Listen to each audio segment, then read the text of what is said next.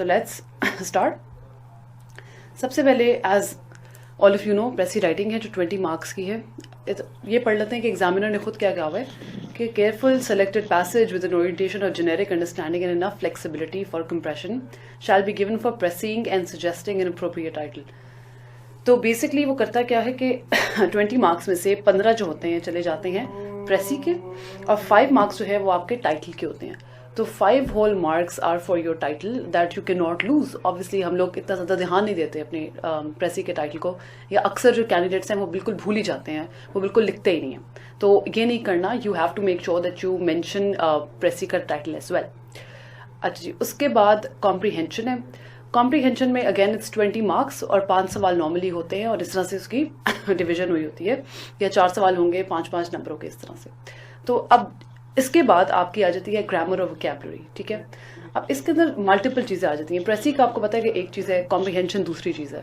ठीक है, आगे जो है थोड़ी सी छोटी छोटी ग्रामर की चीज़ें हैं जो हमने बचपन में की होती हैं या बड़े होते हुए हम लोग पढ़े होते हैं, बट वो हमारे ज़हनों से या तो बाहर होती हैं या हमें उसके रूल्स नहीं पता होते या हम बहुत कंफ्यूज हो जाते हैं उनको करते हुए. तो वो भी एग्जामिनर ने जॉट डाउन कर दिया है कि ये इनमें से या इसमें से आ सकता है. तो उसमें से देख लेते हैं कि टेंस है, उसके बाद आर्टिकल्स हैं, फिर प्रेपोजिशन है, फिर कंजक्शंस है, उसके बाद पंक्चुएशन है, phrasal verbs, synonyms and antonyms. अब सिनोनिम्स एंड एंटोनिम्स नॉर्मली ये आपके एमसीक्यू सेक्शन में आता है which is the first 20 marks of your paper. उसके बाद आ जाते हैं आपके फ्रेजल वर्ब्स, फिर आ जाती है पंक्चुएशन, कंजंक्शंस, प्रेपोजिशंस, आर्टिकल्स और टेंसेस. अब जरूरी नहीं है कि इन सारे के सारे ही आएंगे आपके एग्जाम में, मगर यह है कि इनमें से कुछ चीजें आ जाएंगी, पंक्चुएशन और लेट्स से प्रेपोजिशंस आ जाएंगी. इस तरह करके कॉम्बिनेशन करके वो दे देता है. ठीक है, सो आपकी ये सारी चीजें आपने घबराना नहीं है, आपकी स्लाइड्स में कवर्ड है. जो मैंने स्लाइड्स अपलोड की हुई है, everything is covered in them, so you don't need to worry about it.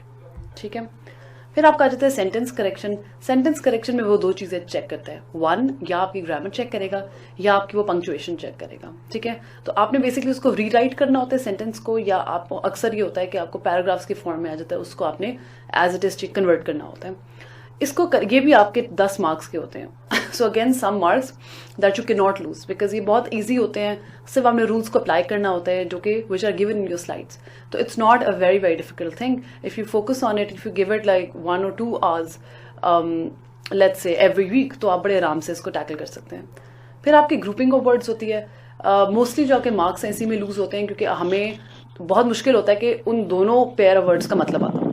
ठीक है, तो आपको बेसिकली वो रैंडम लिस्ट दे देते हैं 20 वर्ड्स के मॉडरेट स्टैंडर्ड. या तो होता है कि they neither very easy nor utterly unfamiliar. ठीक है, उसको ग्रुप करके या इस तरह से आपको दे देते हैं जिसमें से आपने करना ही होता है कि आपने उनकी एनालॉजीज ड्रॉ करनी होती हैं. तो अब ग्रुपिंग ऑफ वर्ड्स जो है ना वो 2 किस्म की आगे आ जाती है. एक होता है कि आप जिसमें से आपने एनालॉजी ड्राइव करनी होती है. ठीक है, जिसमें से फॉर एग्जांपल जो मैं आपको स्लाइडों में भी कराया है कि 2 लफ्ज आपको दिए जाते हैं. ठीक है, और अब उन 2 लफ्जों के बीच का जो रिलेशनशिप है आपने तीसरे और चौथे पे अप्लाई करना होता है. तीसरा लफ्ज आपको दिया होता है, चौथा आपको नहीं दिया होता. सो इट्स मोर और लेस इट्स लाइक दिस. ये क्वेश्चन मार्क होता है आपका. ये आपने इसका और इसका रिलेशनशिप आपने इसके रिलेशनशिप को बेस करके देखना होता है और अप्लाई करना होता है. एक आपकी एनालॉजी आ जाती है, दूसरा आपको जैसा मैं अभी थोड़ी देर पहले बता बनाया तो आपको फिर नंबर वो नहीं देता मतलब. So if your sentences can not differentiate each word and it's particular respective meaning, तो फिर आपको मार्क्स नहीं मिलते. सिमिलरली अगर आपको एक का मतलब आता है और इसका आपने सेंटेंस सही बना लिया है, दूसरे का आपको मतलब नहीं आता सही तरीके से और आपने इसका सेंटेंस नहीं बनाया, तो आपको फिर नंबर वो नहीं देता. ठीक है, सो ये कुछ चीज़ें हैं जो आपके जहन में होनी चाहिए before you proceed on to your precis paper. उसके बाद आखिरी जो चीज़ है वो आपकी आ जाती है sentence translation.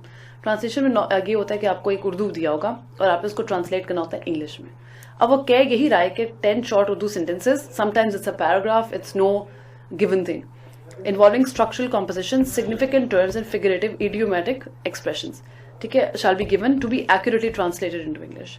It is up to you if you want to change it into idiomatic language. It is up to you if you do not want to change it into a very figurative language. If you want to translate everything as it is completely up to you. ठीक है, तो आप वो करें. और एक number का थोड़ा बहुत फर्क होता है. Obviously if you have a different translation, और अगर आप थोड़ा सा उसको idioms इस्तेमाल करते हैं, थोड़ा सा फ्लावरी बनाते हैं, तो probably you'll get like 1 more mark. But ये है कि normally अगर आप as it is भी translate करते हैं तो सही होता है. So these are some of the parts of your syllabus, and I hope आपका सिलेबस थोड़ा सा स्ट्रक्चर करके आपके जहन में आ रहा है. Again there is no need to be tensed, there is no need to be क्या कहते हैं परेशान about the entire syllabus, because other than pressing and composition, everything is what you have done in your life. चले analogy नहीं किया होगा, लेकिन लफ्ज आपको आसपास समझ आ रहे होंगे. चले आपने पेयर ऑफ वर्ड्स नहीं as it is pair of words कभी नहीं किए होंगे, लेकिन जो लफ्ज लिखे होते हैं वो मोरलेस इतने होते हैं कि बंदा कर लेता है फिगर आउट. और अगर नहीं भी कर सकता तो आई हैव गिवन यू आपके कोर्स पैक में या पेयर ऑफ वर्ड्स हैं जो मोस्ट कॉमन है या जो most used in your CSS essays and your CSS precis, वो जो है लफ्ज मैंने जॉट डाउन करके, और आप ऐसे कुछ इंटरनेट से भी हेल्प ली है, कुछ खुद ही से भी मैंने अपनी इन्फॉर्मेशन डाल के I have made a list and you can refer to that. आप उसमें से लफ्ज याद कर सकते हैं, उसमें से लफ्ज देख सकते हैं और अपनी वोकैबुलरी जो है वो बिल्ड कर सकते हैं. ठीक है, I hope this was useful for you. Thank you.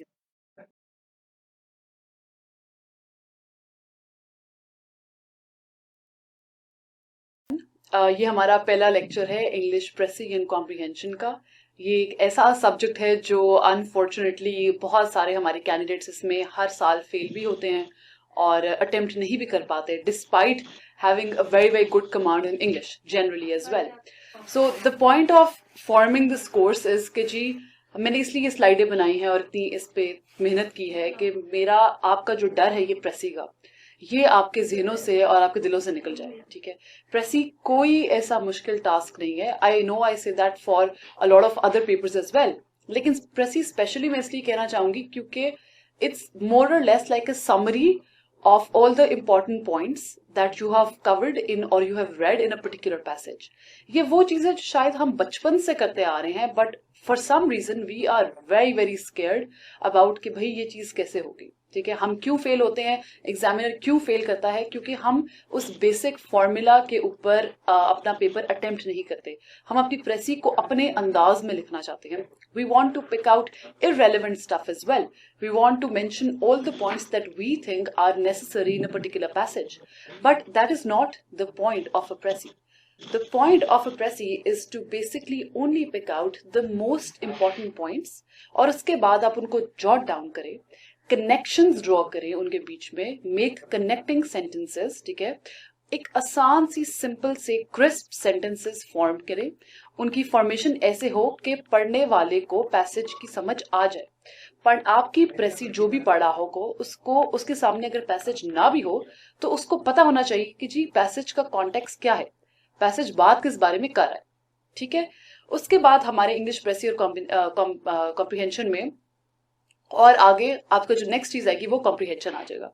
उसके बाद I start putting in and फिर डायरेक्ट इनडायरेक्ट स्पीच आ जाएगी, फिर जी ट्रांसलेशन आ जाएगी, फिर जी आपके डिफरेंट वर्ड्स आ जाएंगे, उसके बाद पंक्चुएशन आ जाएगी. एवरीथिंग जो छोटी छोटी चीजें हैं जो हम बचपन से करते आ रहे हैं, ये बेसिकली सारी चीजें ये एग्जामिनर आपका करता क्या है, कंबाइन कर देता है एक एग्जाम में, इंग्लिश प्रेसिंग कॉम्पोजिशन में, ताकि और आपको देख के काफी घबराहट होती है कि भाई इसका सिलेबस बहुत ज्यादा है, how will we ever cover so many English grammar concepts in such little time. But the point of this again these lecture slides is कि आप इन चीजों से मत घबराएं, बिकॉज हम बचपन से ये चीजें करते आ रहे हैं. Punctuation, tenses, they are not unusual और they are not very new to us. Secondly, these are all very easy things. ऐसे जो आपका ऐसे का पेपर होता है उसमें चलो गुंजाइश भी नजर आ जाती है कि यार चलो मैं if I am flunking this exam maybe I didn't understand the topic. ठीक है, maybe I didn't understand what was required. But precis में तो मैं क्या समझती हूँ कि इस चीज को भी आप मिनिमाइज कर दें. प्रेसी में तो 110% you should be able to comprehend the passage and just jot down the important points and so on and so forth. ठीक है, और बाकी आहिस्ता आहिस्ता जितने भी और कंपोनेंट्स हैं मैं उनको बारी बारी करके लेके चलूंगी. चलिए आप अपनी स्लाइड की तरफ देखिए. तो जो पहली चीज है, we are going to start off with English precis. सबसे पहले मैं आपको बेसिक चीजें बताऊंगी. प्रेसी होता क्या है? अब precis is basically a miniature portrait of the passage. ठीक है, वो रिटेन करता है absolute essential points. Essential points मतलब कि इंपॉर्टेंट जितनी भी चीजें हैं जो वो पैसेज कह रहा है उस चीज को वो कंटेन कर लेता है. ठीक है, वो सारी अहम अहम जो बातें वो पैसेज जो कर रहा है उसको पकड़ के एक पैराग्राफ के अंदर जॉट डाउन कर देता है, accompanied with the mood and the tone of the author of the passage. कि बेसिकली वो ऑथर जिसने लिखा है वो कहना क्या चाह रहा है, उसका मतलब क्या था इस पैसेज लिखने के पीछे. अच्छा जी, हाउ टू राइट अ प्रेसी। सबसे पहले रूल्स की बात करते हैं। अब ये मैंने कोशिश की है कि इंग्लिश प्रेसी एंड कॉम्पोजिशन के पेपर में हर चीज के रूल्स भी डिफाइन कर दूं। रूल्स डिफाइन करने से ये होगा कि आपको पता होगा कि भाई ये आप टिक ऑफ कर सकते हैं।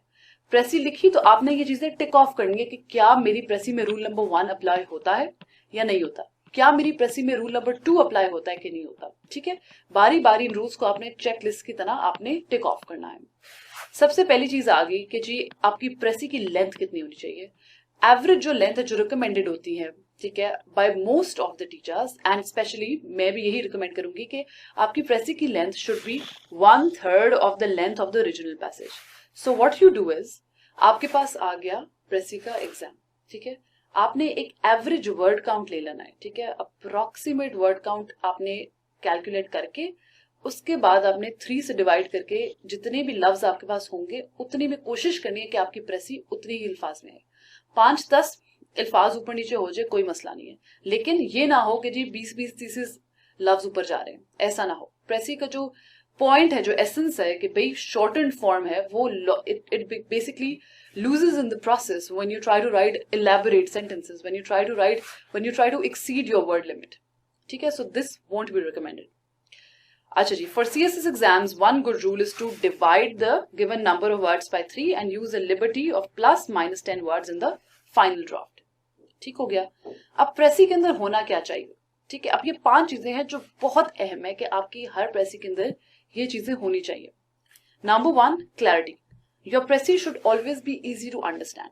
ये ना हो कि आपने एक्सट्रीमली हैवी अल्फाज इस्तेमाल किए हो ग्रामर के। One of the reasons why a lot of candidates fail the Pressy paper is because they want to use extensive vocabulary for no reason. हाँ, मैं जरूर कहूंगी कि आप synonyms ढूंढें उन अल्फाजों के। Do not try to replicate or reproduce the same words as used in the passage. लेकिन इसका हरगिज ये मतलब नहीं होता कि रिप्रोड्यूस नहीं करना तो आप इतना ही डिफिकल्ट लफ्ज उसकी जगह ले आए कि एग्जामिनर के भाई इससे आसान तो वो पैसेज था जो हमने दिया एग्जाम में। ठीक है, सो इजी टू अंडरस्टैंड का ये मतलब है कि एग्जामिनर के लिए आसानी से वो पढ़े और वो समझ आए कि भाई इस कैंडिडेट को, इस बच्चे को समझ आ गई कि पैसेज ने क्या कहा। ठीक हो गया।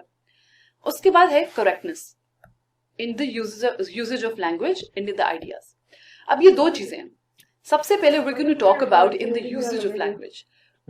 I will again reiterate, पहले भी शायद मैंने काफी जो मैंने पेपर्स पहले पढ़ाए हैं उसमें हमेशा कहती हूँ कि लैंग्वेज पे खास फोकस करें। स्पेशली ये एग्जाम तो है ही आपका लैंग्वेज का।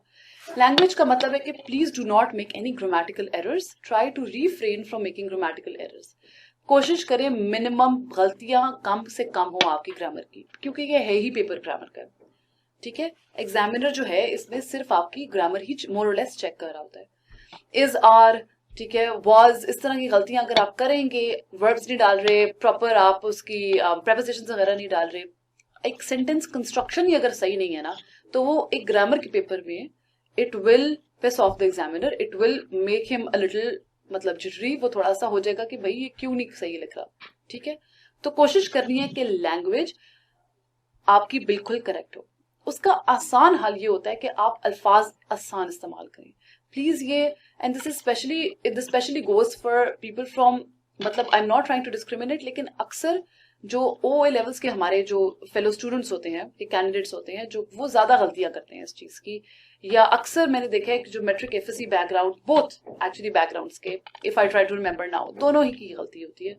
For some reason I don't know, we want to use very high end vocabulary, ठीक है, बिकॉज हमने कॉलेजेस यूनिवर्सिटीज में इस्तेमाल की होती है, हमारे नंबर भी आए होते हैं, बचपन से नंबर जब मिले होते हैं इस चीज पे तो हमें लगता है कि भी बड़ी अच्छी चीज है। तो अपने आप को ट्यून करना CSS में इसके आसान जबान इस्तेमाल करनी है, थोड़ा सा डिफिकल्ट होगा। ठीक है, उसके बाद है इन दी आइडियाज। आइडियाज आपके करेक्ट होने चाहिए। ये नहीं है कि पैसेज बात कर रहा है एक डिफरेंट चीज की और आप बात कर रहे हैं कंप्लीटली डिफरेंट चीज की। ठीक हो गया, तो बिल्कुल आइडियाज आपके करेक्ट होने चाहिए। फिर आ जाता है ऑब्जेक्टिविटी। ठीक है, सब्जेक्टिविटी नहीं होनी चाहिए इसके अंदर। सब्जेक्टिविटी का मतलब है कि आपने ये नहीं अपने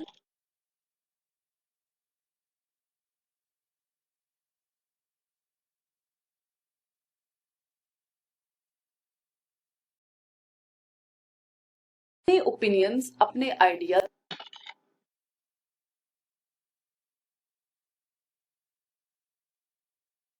प्रेसी को, इस पैसेज को पढ़ के मैं क्या इन्फर करता हूं इससे, ठीक है। You are not suppose to do that, that's not your job in the precis exam. What you are suppose to do is कि आप सिर्फ जो पैसेज है उसको पढ़े, समझे और उसको थोड़े अल्फाजों में वापस रिप्रोड्यूस तो नहीं कही हुई, लेकिन अपने अल्फाजों में लिखें कि ये कहना चाह रहे ऑथर। ऑथर का view point is the view point. आपने अपने आइडियाज, सब्जेक्टिविटी नहीं लेके आनी इसके अंदर, ठीक हो गया। फिर है कोहेरेंस, लॉजिकल कनेक्शन होना चाहिए। ये नहीं कि एक सेंटेंस बात कर रहा है कि भाई the author went there, he travelled so much, and the second sentence talks about how something else is happening in another universe, ठीक है। बिल्कुल डिसकनेक्टेड सेंटेंसेस ना हो, कनेक्शन होना चाहिए सेंटेंसेस के अंदर, जो कि गालिबन आप लोग अपने ऐसे के एग्जाम में भी आपको बहुत समझाया जाता है। आई एम श्योर जो आपको ऐसे पढ़ा रहे हैं नियर पेयर पे या जनरली और जगह पे भी उन्होंने भी बताया होगा कि कनेक्शन होना चाहिए सेंटेंसेस के बीच में।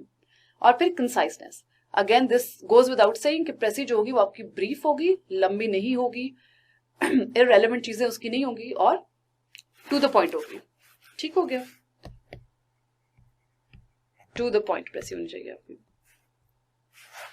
अच्छा, पांचवा जो लफ्ज है कंसाइजनेस, इसके ऊपर मैं थोड़ी सी बात करना चाहूंगी।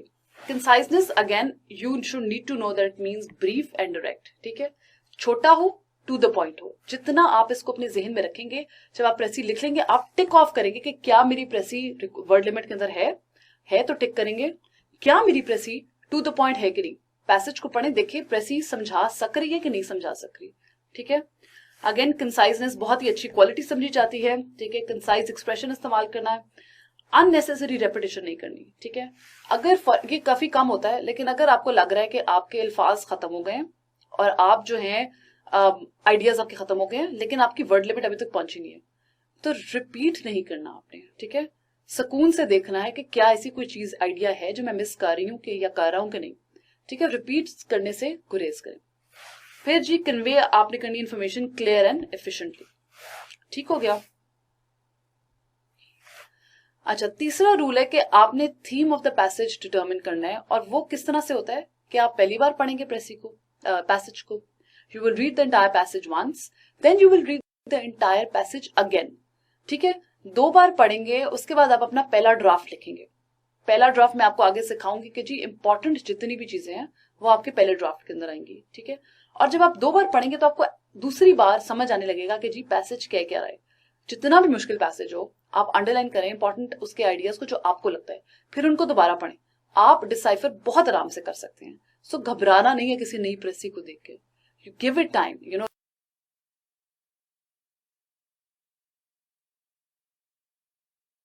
कि जी पैसेज क्या क्या रहा है।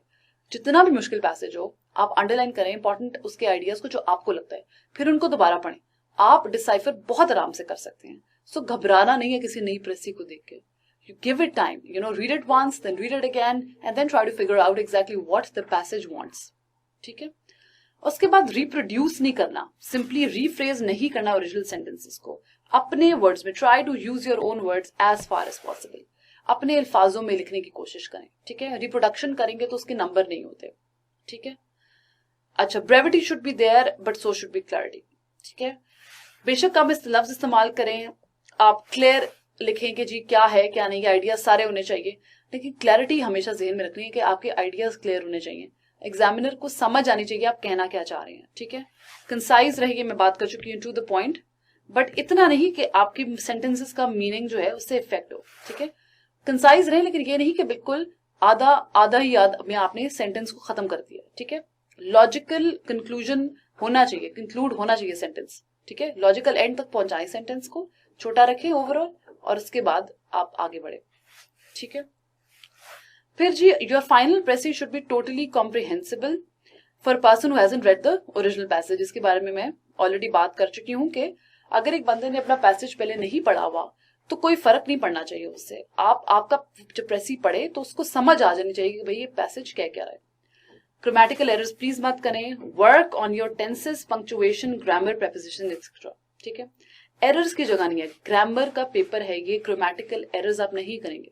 जो चीज आप ऐसे में कर देते हैं ये सोच के भाई चलो कोई बात नहीं, एग्जामिनर को पता नहीं चलेगा, you will not do the exact same thing in the प्रेसी।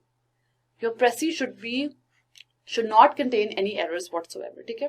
I have a whole lecture prepared on tenses, although it's not a part of your syllabus, just because आप समझ सकें कि भाई टेंसेस किस तरह से इस्तेमाल होते हैं, कौन से करेक्ट वर्जन है यूजिंग टेंसेस, और क्यों ये गलती बहुत बुरी समझी जाती है.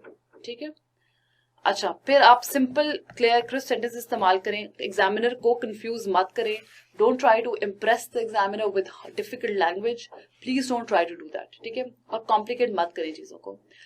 यहां में मैं एक चीज मेंशन करना चाहूंगी कि अगर तो एक बंदे की नेचुरल फ्लो ही ऐसा है कि वो बेसिकली अच्छा मतलब जबान इस्तेमाल कर सकता है, डिफिकल्ट जबान, तो वो अपने आप को कंटेन ना करे. ये ना हो कि भाई वो कहे कि नहीं मैंने तो जान के आसान जबान इस्तेमाल करनी है ताकि एग्जामिनर जो है वो मतलब वो ये ना समझे कि मैं उसको इम्प्रेस कर रहा हूँ. ऐसा नहीं है. जो आपकी जो नॉर्मल अगर आपका फ्लो ही ऐसा है कि आप डिफिकल्ट वर्ड्स करेक्टली इस्तेमाल करते हैं, then I don't have a problem with it. What I have a problem with candidates जो कि जबरदस्ती की डिफिकल्ट जबान इस्तेमाल करते हैं, उसकी सेंस उनको समझ आए या ना आए. ठीक हो गया. अगला आपका रूल है कि अब again it is best to retain the original order of the given passage. इसमें ये वो बात कर रहा है कि अगर पैसेज का फ्लो ये है कि वो पहले बात कर रहा है कि जी वो इटली गया ऑथर, उसके बाद इटली में उसको एक बंदा मिला, उस बंदे ने उसको एक फिलॉसफी बताई. ठीक है. तो आपने इस ऑर्डर को खराब नहीं करना. जिस प्रेसी भी उसी ऑर्डर में करें, इंपॉर्टेंट पॉइंट्स प्रेसी के उसी ऑर्डर में ले जिस ऑर्डर में ओरिजिनल पैसेज है. ठीक है. अपनी साइड से कुछ ऐड नहीं करना. जितनी आपका दिल चाहे कि भाई मैं तो इस पैसेज में क्रिटिक कर सकता हूं, मैं तो फिलोसोफर हूं, मैं तो ये कर लूंगा, ये नहीं करना. ऐड सब्ट्रैक्ट तो ऑब्वियसली, बट ऐड कुछ नहीं करना एक्स्ट्रा. अपनी नॉलेज आपने बिल्कुल इसमें यूटिलाइज नहीं करनी. ठीक है. This is one thing that I strictly forbid all the candidates. ठीक है. अगर वो पैसेज में नहीं है वो बात, तो आप नहीं लिखेंगे. जितना मर्जी आपको लग रहा हो कि भाई इस बात तो ऑब्वियसली ये बात, अगर वो गया है इटली तो ऑब्वियसली वो फलानी जगह पे तो गया होगा, ये इस मैं लिख देता हूं, हो सकता है मेरे नंबर ज्यादा आ जाए, ये नहीं करना. ठीक है. अच्छा, प्रेसी हमेशा थर्ड पर्सन में होती है. अगर आप वो स्टार्ट हो रही है इस तरह से, I went on vacation last year as I am very fond of travelling, तो उसको लिखा किस तरह से जाएगा प्रेसी में, थर्ड पर्सन पर्सपेक्टिव से. The writer being an avid traveller went on a vacation last year. Make sense. अगर तो पैसे डायरेक्ट स्पीच में है तो उसको आप इनडायरेक्ट स्पीच में करेंगे, जो कि प्रेसी में तो आएगा ही आएगा, लेकिन आपका एक सेपरेट टॉपिक है, कंप्लीटली सेपरेट टॉपिक है डायरेक्ट इनडायरेक्ट स्पीच का. और यूजुअली आपकी जो है पास्ट टेंस जो है वो इस्तेमाल होता है. अच्छा जी, उसके बाद आ जाता है कि जी आपने अपनी डिस्क्रेशन जो है इस्तेमाल कितनी करनी है व्हेन डीलिंग विद इंफॉर्मेशन. जितना इरेज कर सकते हैं अनइम्पॉर्टेंट चीजों को प्रेसी में आप इरेज कीजिए. ठीक है ना. Erase everything that's irrelevant in a particular precis. ठीक है. डू नॉट मेंशन एनीथिंग जो कि उस आइडिया से, सेंट्रल आइडिया से कनेक्टेड नहीं है. तो whole point of a precis is कि आपने उस सेंट्रल आइडिया को ग्रास्प करना है, और जितने भी, अगर ये सेंट्रल आइडिया, तो जितने भी कनेक्टिंग सेंटेंसेस हैं वो छुपे होते हैं आपके पैसेज के अंदर, जो कि उस आइडिया से कनेक्टेड है. तो उस आइडिया के साथ जितने भी कनेक्टेड सेंटेंसेस है उनको आपने डिटेक्ट करके अपने अल्फाज में लिखना होता है. ठीक है. अच्छा जी, इंपॉर्टेंट जो चीजें इनको रिटेन करना है आपने अपनी डिस्क्रिप्शन इस्तेमाल करते हुए. अच्छा, अब फॉर एग्जाम्पल इसकी एक मिसाल ये है कि जो अक्सर मतलब एक रूल ऑफ थंब कह लें या आप कहें कि जो आपकी जिंदगी थोड़ी आसान बना देगा, अगर कोई एग्जाम्पल दी हुई है ना अपने उस आइडिया को एक्सप्लेन करने के लिए, तो एक वो एग्जाम्पल प्रेसी में ना मेंशन करें. ठीक है. वो मेन आइडिया मेंशन करें. अगर कोई इलस्ट्रेशन दी हुई है, अगर कोई कंपैरिजन ड्रॉ किया हुआ है अननेसेसरी, तो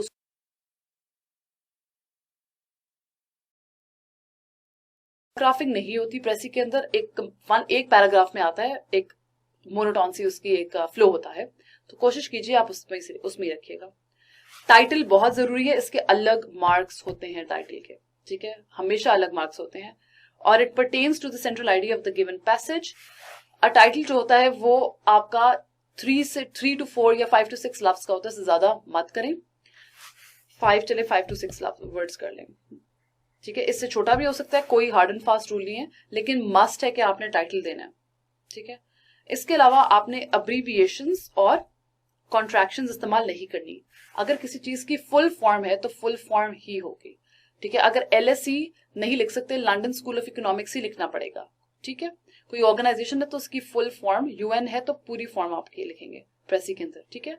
these were some of the rules of writing a particular precis. अगला जो कि आप देख रहे हैं, मैं आगे जाने की भी कोशिश कर रही हूँ, बट मैं आपको इंशाल्लाह अगली वीडियो में एक्सप्लेन करूंगी कि किस तरीके से precis, how do you go about a particular प्रेसी।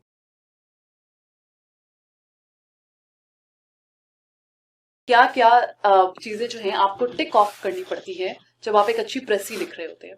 थोड़ा सा अब मैं आगे बढ़ना चाह रही हूं, लेकिन I try to very quickly in 5 minutes just give you a recap of what we did. ठीक है, तो बेसिकली हमने जो रूल्स पढ़े हैं उसमें एक एक करके जरा चलते हैं, जल्दी जल्दी करेंगे ताकि हम आगे भी बढ़ सकें। सबसे पहले जो आपकी प्रेसी की लेंथ है वो 1/3 ऑफ द ओरिजिनल पैसेज हो।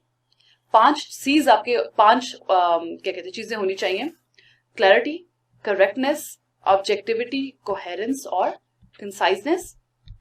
उसके बाद आपने पढ़ना है, फिर दोबारा से पढ़ना है। You have to determine the theme of the passage. ठीक है, चौथी चीज, रिप्रोडक्शन तो नहीं है, कोई पैसेज लिखा, चेक किया आपने कि भाई मैं कोई चीज वर्ड्स रिपीट तो नहीं कर रहा, कोई ऐसी चीज तो नहीं है जो रेप्लिकेट हो रही है।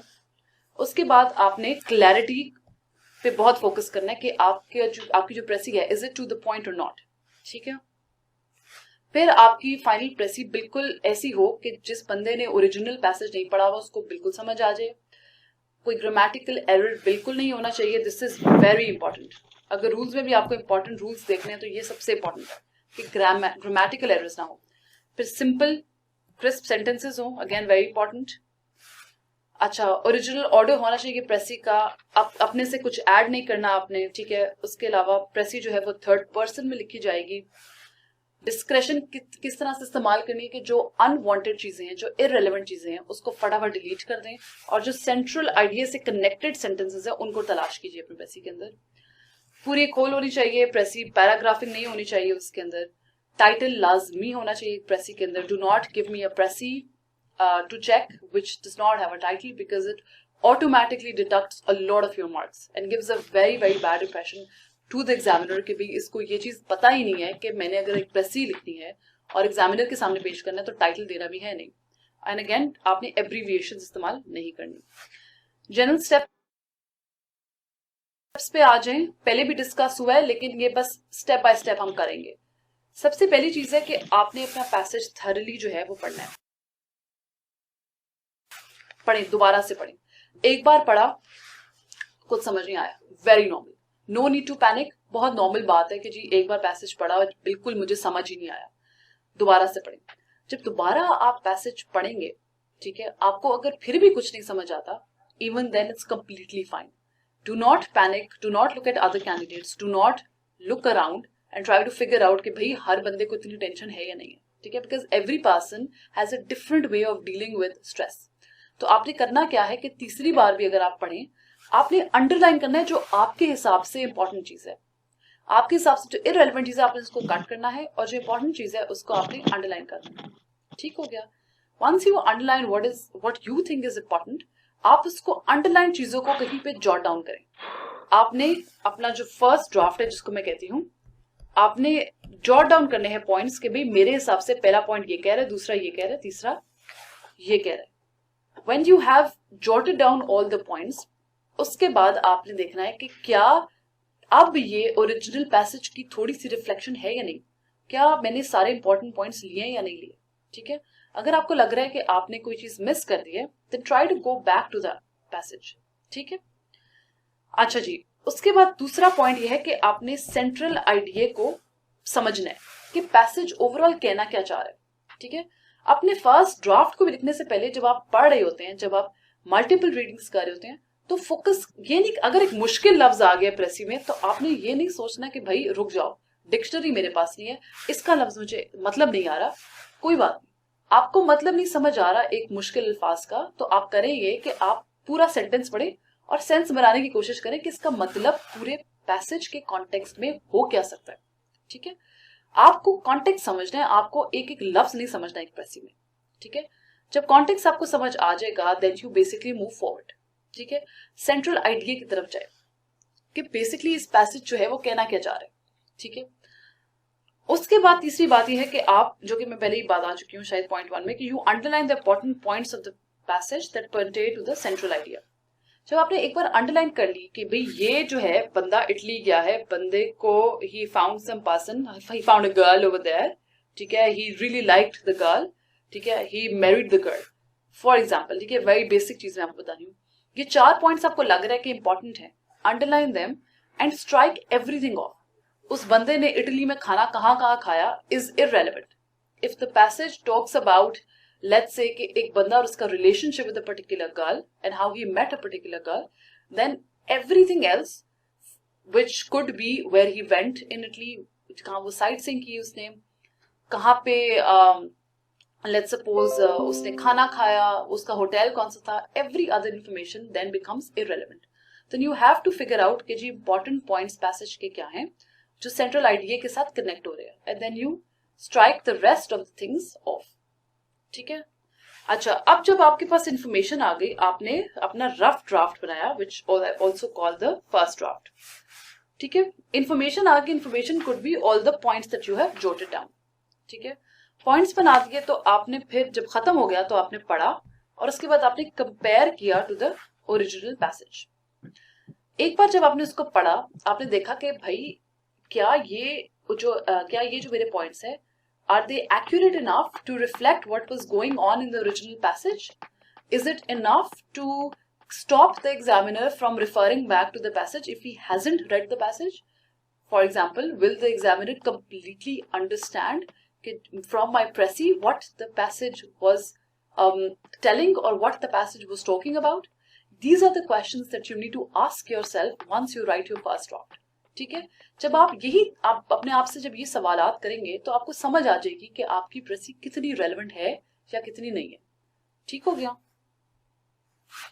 अच्छा, अगेन 5वां point, if you think after reading your first draft that something is to be added or subtracted, तो आप करें उसको. ठीक है, अगर आपको लग रहा है कि आपके फर्स्ट ड्राफ्ट के अंदर एक्सट्रीमली इररेलेवेंट चीजें लिखी हुई हैं, तो इमीडिएटली उनको कट ऑफ करें.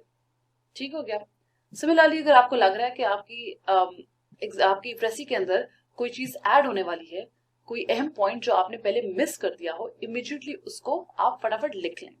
ठीक है, उसके बाद ये जब आप ऐड या सब्ट्रैक्ट करेंगे तो आपने अपना वर्ड काउंट जो है वो जहन में रखना है.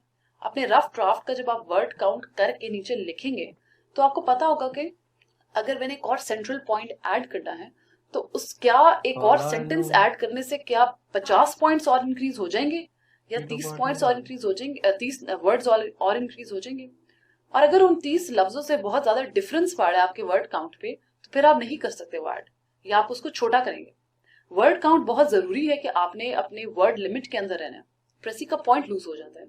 ठीक है, इंप्रूव करें अपना ड्राफ्ट लिंग्विस्टिकली. कोई ग्रामेटिकल एरर है तो उसको करेक्ट करें, कोई लैंग्वेज का कोई मसला है उसको करेक्ट करें.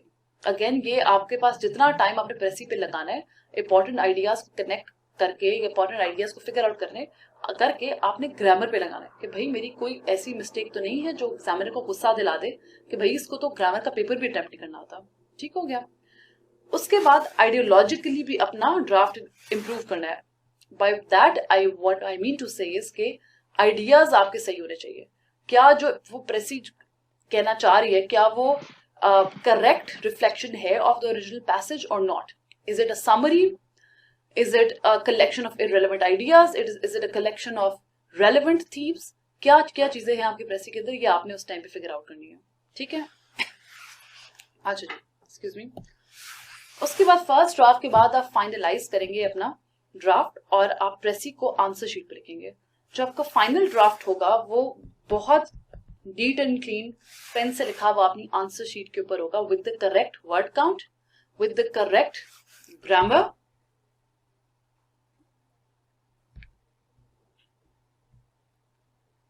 And with the correct ideas. ठीक हो गया.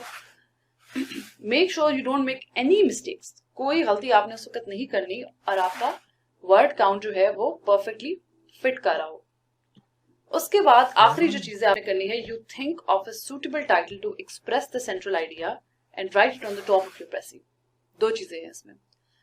टाइटल जो है आपका, उसकी वर्ड काउंट जो है वो 5 से 6 लफ्जों से ज्यादा ना हो तो बेहतर है. ठीक है, ताकि एग्जामिनर को पता हो that you are not using one full sentence to explain the title. इसका मतलब है कि आप खुद भी क्लियर नहीं है कि टाइटल क्या है. ठीक है, तभी आप इसको इतना लंबा खींच रहे हैं. दूसरी चीज जो इंपॉर्टेंट है टाइटल लिखने में वो ये है कि आप लंबा तो ना हो, लेकिन उस टाइटल के अंदर 2-3 चीजें ना हो, उस टाइटल के अंदर एक ही आइडिया हो। अगर आप 2-3 आइडियाज को स्क्वीज इन करने की कोशिश कर रहे हैं, then the examiner will automatically understand that you don't have a good grip on the pressing.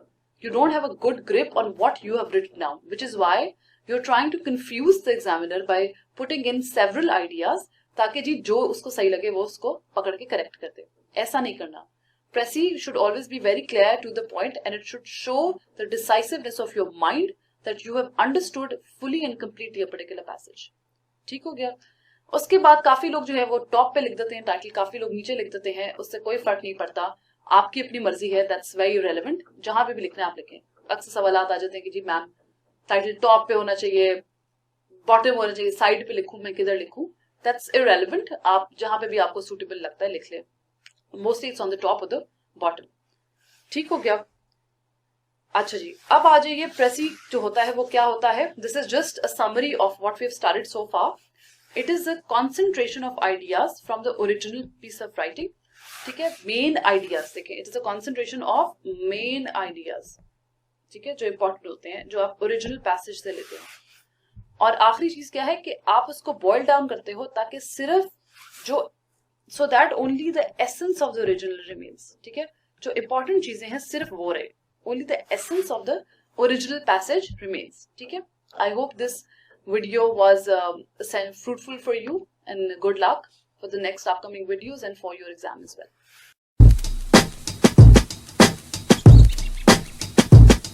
I'm calling, maybe I'm selfish. Out.